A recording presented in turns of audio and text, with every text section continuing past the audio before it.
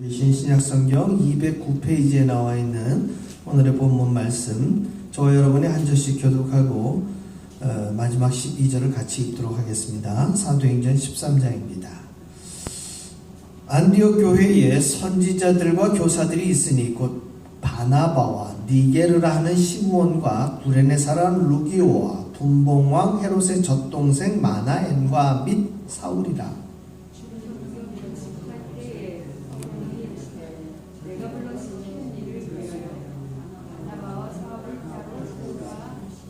이에 금식하며 기도하고 두 사람에게 안수하여 보내니라.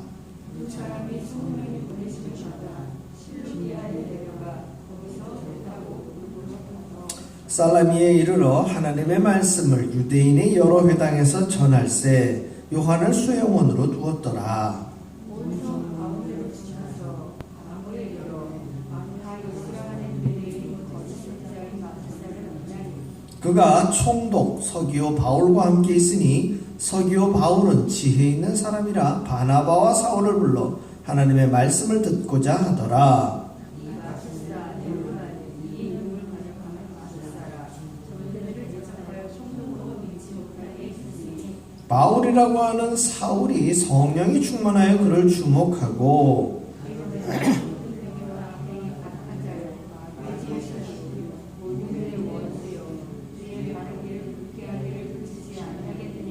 보라, 이제 주의 손이 내 위에 있으니 내가 맹인이 되어 얼마 동안 해를 보지 못하리라 하니 즉시 안개와 어둠이 그를 덮어 인도할 사람을 두루 구하는지라. 이에 총독이 그렇게 된 것을 보고 믿으며 주의 가르치심을 놀랍게 여기니라. 아멘. 성령의 보내심을 받아라는 제목으로 오늘 함께 은혜를 나눕니다. 오늘 13장은 이 수리아 안디옥에 있는 이 안디옥 교회, 우리 지난주에 안디옥의 교회가 서다라는 제목으로 말씀을 전했죠. 예루살렘과 사마리아 지역, 즉 유대 지역을 벗어난 이방 지역에 세운 최초의 교회가 안디옥 교회예요. 그리고 그 안디옥 교회가 성장해서 1년 동안 성장해서 파송받은 바나바와 또 바나바가 천거한 우리가 익히 알고 있는 사도 바울, 계속 사울로 기록이 되고 있죠. 아직까지는 사울이 1년 동안 그 안디옥 교회를 섬기면서 그 성령의 임재와 예수 믿는 사람들이 늘어나서 이제는 그 안디옥 교회가 또 다른 이방 지역으로 선교사를 파송할 수 있는 상황이 된 거예요. 그래서 그 후보자군을 1절에 뭐라고 기록해 놓았느냐? 안디옥 교회의 선지자들과 교사들이 있으니 곧 바나바와 니게르라는 시므온과 구레네 사람 루기오와 분봉왕 헤롯의 젖동생 마나엔과 및 사울이라. 재미있는 거는요, 우리는 12사도들과 같은 반열에 우리가 아포스톨로스라고 하는 그 예수님의 3년 공생애를 같이 다니면서 사도로 일컬음을 받은 사람은 사실 그 안에 바울이 들어가지를 않습니다. 12사도 가운데는. 그럼에도 불구하고 후대의 교회사가 이 바울을 사도로 일컬음을 주저하지 않는 이유는 그가 복음을 전파하고 예수의 이름을 위하여 자신의 삶을 헌신하고 또 로마에서 순교당한 이 모든 삶의 시간들이 예수님을 따랐던 12사도와 진배 없이 같기에 그를 우리가 사도 바울이라 부르는 거예요. 신학교에서 시험 내는 문제로 12사도 가운데 바울 이름을 넣으면 쓰면 틀려요. 그러나 우리가 믿음으로 바울을 받아들일 때 사도로 부르고 그를 사도로 인정하는 거에는 부족함이 없다는 얘기를 제가 이렇게 분리해서 말씀을 드립니다. 그런데 이 사도 바울이 오늘 13장 1절에 보게 되면 그 이름이 어디에 기록되어 있어요? 맨 마지막에 기록될 뿐 아니라 마나엔과 및 사울, 그러고 부록처럼 이렇게 붙어있는 장면을 보고 있어요. 그 얘기는 뭡니까? 사실 히브리식 이름인 유대인의 이름이었던 이 사울은 이스라엘의 최초의 왕이었던 사울이라는 그 이름처럼 큰 자라는 뜻이 있어요. 큰 자. 그런데 우리가 익히 알고 있는 이 로마식 이름인 이방인식의 이름인 바울이라는 이름은 작은 자라는 또 상대적인 이름이 있어요. 작은 자라는 건 뭐 덩치가 작거나 키가 작다라는 의미보다는 그 겸손함이 있어서 자기를 낮추는 자라는 그런 의미의 작은 자라는 의미가 담겨 있다는 것이죠. 그래서 9절에 보면 바울이라고 하는 사울이라고 하면서 그 이름을 같이 기록하고 있는 것은 어느 날 바울이라는 이름을 청년 사울이 갑자기 얻은 것이 아니라 지금 1절에도 나와 있지만 바나바는 본명이 아닙니다. 바나바의 본명은 원래 요셉이에요. 요셉인데 그가 권면하고 위로하는 것에 특별한 자이기 때문에 닉네임처럼 바나바라는 닉네임을 붙여준 거고요. 그 뒤에 등장하는 사람의 본명은 유대인식 이름으로는 시몬이에요. 시몬. 그런데 헬라식 이름으로 뭘로 붙여주고 있어요? 니게르라고 이름을 붙여주고 있는 거예요. 또한 구레네는 지역 이름입니다. 지역. 북아프리카 지역이 구레네 지역인데요. 그 사람, 즉 아프리카 대륙에서 건너온 사람이라는 뜻이죠. 그래서 루기오. 그리고 재미있는 사람이 한 명 등장합니다. 분봉왕 헤롯의 젖동생 마나엔이에요. 젖동생이라는 얘기는 유모에게 같은 젖을 먹고 헤롯하고 자랐다는 뜻이죠. 그 로열 패밀리예요. 로열 패밀리. 근데 이 로열 패밀리가 지금 어디에 있는 거예요? 예수를 그리스도라 고백하는 이 교회 안에 있는 거예요. 그러니까 예수 믿는 사람 군에 누구까지 들어와 있다? 그 당시 유대인의 로열 패밀리가 들어와 있다는 얘기죠. 이거는 특별한 일이 아닌 것이 지금 우리가 읽고 있는 사도행전의 수신자, 즉 편지를 쓴 사람은 누가인데 편지를 받는 사람은 누구예요? 우리가 사도행전을 보게 되면 1장에 데오빌로요 하면서 그 이름이 등장하고 있어요.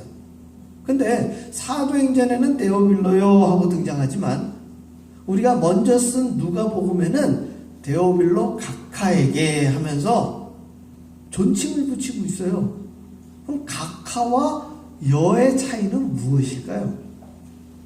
쉽게 얘기하면 처음에는 각하라고 해서 네 누가복음을 써주었는데 누가가 써서 이 데오빌로 각하에게 보냈는데 이 데오빌로 각하가 그 내용을 보고 예수를 믿었다 안 믿었다? 예수를 믿게 된 거예요. 그래서 교회 안에 구성원이 되어졌기 때문에 이제는 교회 구성원끼리 안에서 우리가 교회 안에서 뭐 사장님, 뭐 회장님 이렇게 부르지 않고 특별히 침례교단에서는 남자는 brother, 여성 sister. 그래서 형제요, 자매요 이렇게 부르기 때문에 이미 누가가 데오빌로를 형제로 부르고 있어서 호칭이 어떻게 되는 거예요? 데오빌로요라고 되는 거예요. 특별히 이 각하라는 표현은 사도행전에 보게 되면 뒤에 나중에 바울이 자기의 신앙을 총독인 벨릭스와 총독인 베스토라는 사람에게 그 신앙 고백을 합니다. 그래서 무슨 얘기를 합니까? 내가 이렇게 결박된 것 외에는 당신이 나와 같기를 원하나이다. 이런 표현을 쓴 것이 바로 이 총독들에게 쓴 것인데 누가는 그 총독들에게 각하라는 표현을 쓰고 있어요. 그렇기 때문에 이 데오빌로 역시 각하라는 표현을 쓴 것으로 봐서는 그 당시 한 지역의 총독일 수 있다는 얘기예요.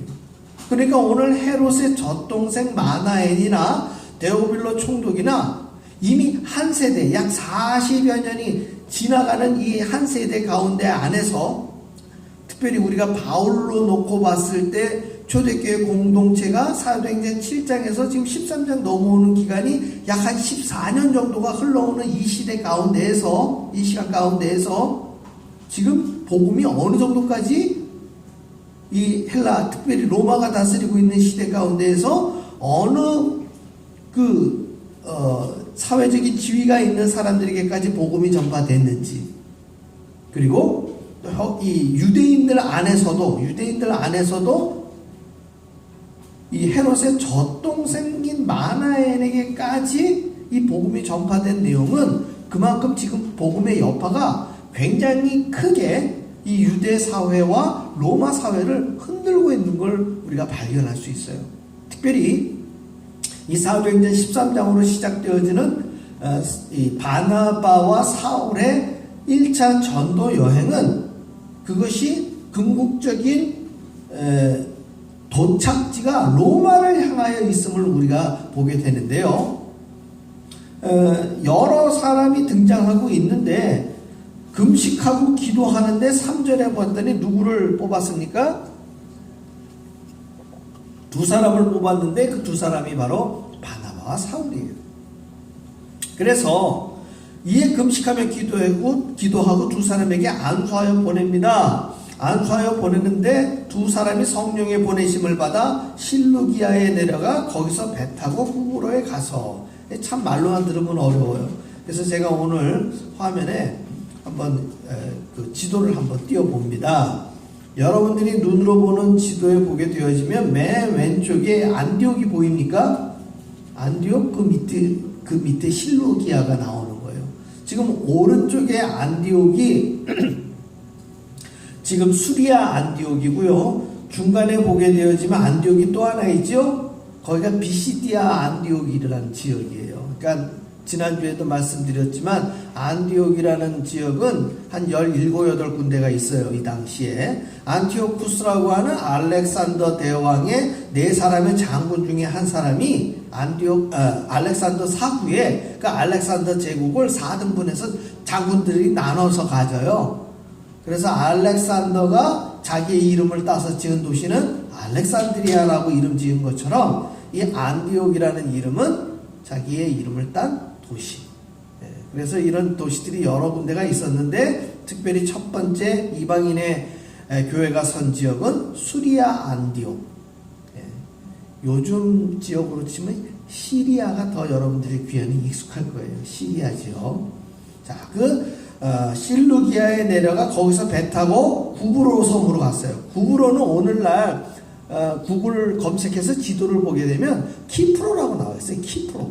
이 키프로라는 영어를 한자어로 바꾼 걸 우리가 그냥 글자 그대로를 읽으니까 구브로가 되는 거예요. 그래서 성경에 등장한 이 지역들은 특별한 어떤 지역이 아니라 오늘날도 거의 비슷한 발음으로 읽는 지역들이에요.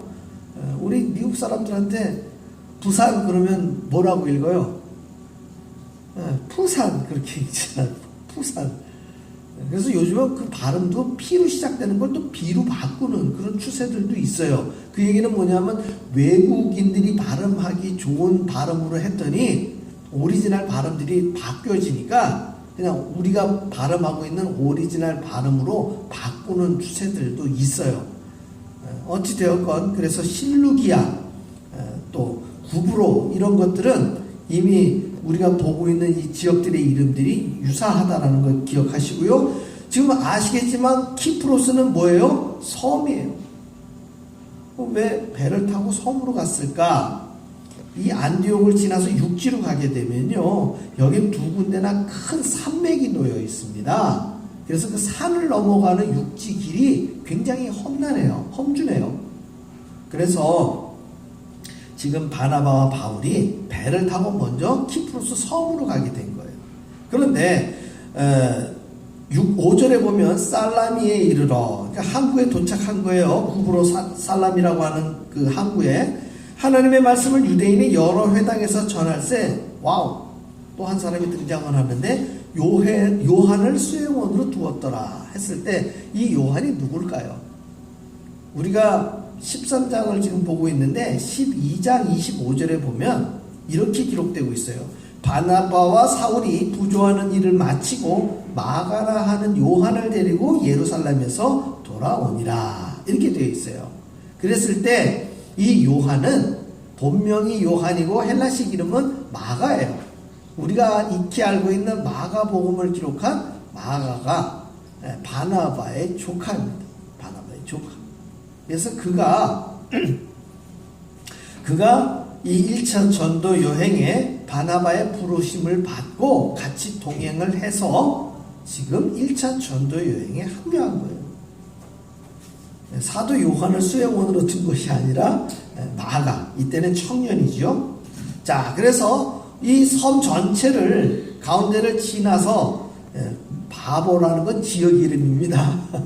바보에 이르러 바예수라는 유대인 거짓 선지자인 마술사를 만나니, 여러분 바예수 하면은 이 바자가 들어가면 누구의 아들이란 뜻이라고 그랬죠.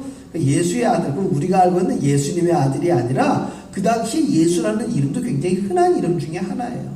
예수, 예수와 여호수아 이런 이름들이 다 비슷하게 부르는 이름들이에요. 그래서 바예수, 즉 이 사람의 아버지가 예수 이름을 갖고 있는 거예요. 그래서 아들 이름은 바예수인 거예요. 이 사람이 유대인인데 거짓자인 마술사 역할을 한다는 것이죠. 여러분, 이 당시의 마술사는요, 오늘날 우리가 보는 TV에 나오는 매지션이 아니라 우리가 생각하기에는 박수무당이라고 생각하면 돼요. 무당이라고 생각하면 돼요. 유대인인데 다른 신을 섬기는 무당이라고 생각하면 되는 거예요. 이 사람을 만났는데 그가 총독 서기오 바울과 함께 있다는 얘기죠. 이 서기오 바울은 지혜 있는 사람이라서 맨날 이 무당 얘기만 듣다가 바나바와 사울을 불러서 하나님의 말씀을 듣고자 합니다. 그랬을 때에 이 마술사 이 바예수가 그 당시 이 키프로스 섬에서는 엘루마라 불리고 있는 거예요. 번역했더니 뭐예요? 마술사라는 것이죠. 근데 이 바예수가 지금 바나바와 바울을 대적해서 총독으로 믿지 못하게 힘쓴다는 것이죠. 여러분들이 이 장면을 주목해야 되는데, 이민자 생활을 할 때에, 지금 저와 여러분이 해외에서 이민자 생활을 하잖아요. 그랬을 때 우리가 어찌 되었건 예수를 한국에서부터 믿고 건너왔든 아니면 여기 미국 땅에 와서 예수를 믿던 간에 우리가 매주일마다 예배를 드리고 신앙생활을 하고 기도생활을 하면서 말씀을 믿으려고 힘쓰고 애쓸 때 이 바예수 같은 사람이 있다는 얘기예요. 이 바예수 같은 사람이 여러분 보세요. 유대인이에요? 헬라인이에요? 유대인이에요. 즉 우리가 이 해외에서 이민자 생활을 할 때에 여기 미국에 사는 미국 사람들이 우리의 신앙을 흔들고 예수를 믿기 어렵게 만드는 게 아니라 동족이 그 일을 더 가까이에서 행한다는 거예요. 특히나 그는 유대인이면서 하나님을 안 섬기고 다른 신을 섬기고 있다는 거예요. 더욱이 그가 지금 이제 예수를 믿고 복음을 받으려고 하는 서기오 바울이라는 사람을 오히려 더 회방을 하는 거예요. 그래서 나중에 사도 바울이 자신의 서신서에서 뭐라고 기록하느냐? 하나님께 이 복음서에 예수님이 뭐라고 기록하느냐? 죄송합니다. 복음서에 예수님이 뭐라고 기록했느냐? 용서받지 못하는 넘버원의 죄가 뭡니까? 성령을 회방하는 죄예요. 성령을 회방하는 죄. 바로 이 박수무당인 바예수가 하는 짓이에요. 열심히 예수 믿고 예배 드리려고 하는 사람들을 꼬드기고 예수 못 믿게 하는 사람. 의문이 들어서 물어보면 전혀 엉뚱한 대답으로 사람을 현혹시키는 이단들. 이것이 바로 성령을 회방하는 죄를 범하는 사람들이란 얘기죠. 그랬을 때에 9절에 보면 바울이라고 하는 사울이 성령이 충만하여 그를 주목하고 이르되 모든 거짓과 악행이 가득한 자여 마귀의 자식이여 모든 의의 원수여 주의 바른 길을 굳게 하기를 그치지 아니하겠느냐 하면서 이제 주의 손이 내 위에 있으니 얼마 동안 해를 보지 못하리라 하면서 그에게 선포했더니 그에게 즉시 안개와 어둠이 그를 덮어 인도할 사람을 두루 구하는지라. 여러분 이 장면을 보게 되어지면 누가 연상이 돼요? 사울이 그렇게 되지 않았습니까? 사울이 주의 도를 전하는 자들을 잡아 가두고 스반 집사를 순교의 자리에 이르게 했을 때 예수님이 그의 다메섹 가는 길에 나타나서 그의 눈을 어둡게 하지 않았습니까? 그래서 아나니아가 와서 안수하였을 때 그의 눈에서 비늘 같은 것이 떨어져서 그로 하여금 보는 것을 다시금 회복시켰을 때에 그가 예수님이 전하신 말씀과 이미 익히 알고 있었던 하나님의 말씀의 진리를, 본질을 깨달아 알게 되었다는 것이죠.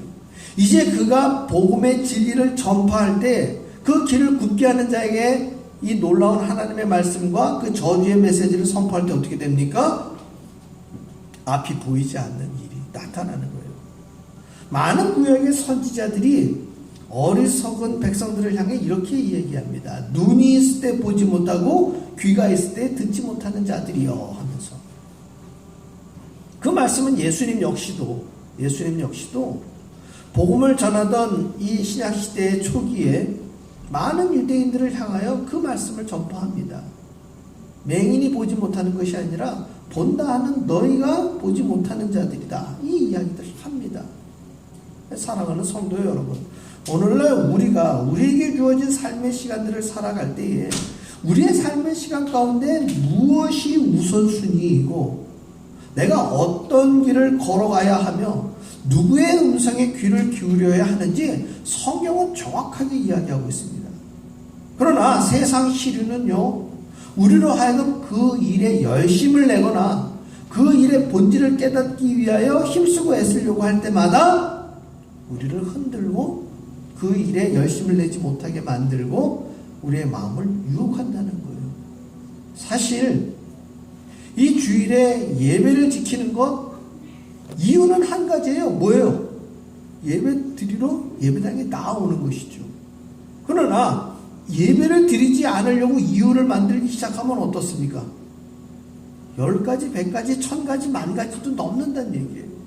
따라서 저와 여러분이 오늘 이 바나바와 사울처럼 성령의 보내심을 받은 사람이라는 믿음을 우리가 가진다면 첫 번째 누구부터 예배의 자리에 세워야 되는 거예요? 나 자신부터 예배의 자리에 세우는 게 성령의 보내심을 받은 자의 가장 첫 번째 우선순위라는 거예요. 그 다음 무엇입니까? 청년 사울이 13년 동안 오랜 시간 동안 하나님의 말씀에 묵상하고 그 말씀을 지키기 위해 힘쓰고 애썼던 것처럼 저와 여러분도 신앙의 연수만 자랑할 것이 아니라 그 신앙의 연수 동안 내가 믿고 확신했던 말씀들을 더욱더 굳건히 다지는 게 중요한 거예요. 그래야 허탄한 말을 전하고 이상한 논리로 다가오는 이단들의 그 희한한 유혹에서 우리가 사탄아 물러가라 하면서 대적할 수 있는 거예요. 예수님께서 40일 금식하시고 광야에서 금식하시고 공생애를 시작할 때 그 마귀가 예수님께 다가오지 않습니까? 3가지 시험 중에 나머지 2가지 시험은요, 마귀도 시편의 말씀을 가지고 예수님 앞에 들이대고 있어요. 그랬을 때 예수님이 내가 너 누군지 알아? 이러면서 내가 어느 교회 장로인데, 내가 어느 교회 권사인데, 내가 목사인데 이러면서 마귀를 대적합니까? 그렇게 하지 않아요. 예수님 역시도 기록된 말씀을 가지고 그 사단을 대적하는 장면을 우리는 볼 수 있다는 것이죠. 결국 우리가 에베소서에 기록되었듯이 구원의 투구와 의의 흉배와 믿음의 방패를 들었지만 우리가 마귀를 대적하는 건 진리의 말씀이 성령의 검이에요. 말씀의 검이에요. 그리고 그 말씀의 검 갖고 마귀만 대적하는 것이 아니라 평안에 준비된 복음의 신발을 신고 우리의 발로 밟는 모든 지경에 오늘 바나바와 청년 바울처럼 뭘 해야 됩니까? 복음을 전해야 되는 것이 성령의 보내심을 받은 사람들의 날마다의 삶의 일이 되어야 되고 그 일이 사명이 되어야 되고 그 사명이 저와 여러분의 소명이 되어야 되는 거예요. 이것이 오늘 성경이 이야기하고 있는 거예요. 이 놀라운 일을 행할 때 12절에 뭐라고 기록이 되느냐? 이에 총독이 그렇게 된 것을 보고 믿으며 주의 가르치심을 놀랍게 여기니라. 저와 여러분의 복음의 모든 현장에도 이 일은 나타날 줄로 믿습니다. 저와 여러분이 삶의 시간을 통해 확신된 말씀과 성령의 내주에 계시는 그것으로 인하여 우리가 예배의 자리를 지키고 우리의 삶의 시간이 변화되어진다면 저와 여러분이 전하는 이 복음은 단순히 우리 사람의 말이 아니라 성령의 놀라운 능력이 나타나는 성령의 보내심을 받은 바나바와 사울과 같은 놀라운 소명의 자리인 줄 믿습니다. 저와 여러분의 말이, 복음이 땅에 떨어뜨려지지 아니하고 이 세상을 하나님의 나라로 확장시켜 가는데 중요한 도구로 사용되기 주의 이름으로 축복합니다. 기도하겠습니다.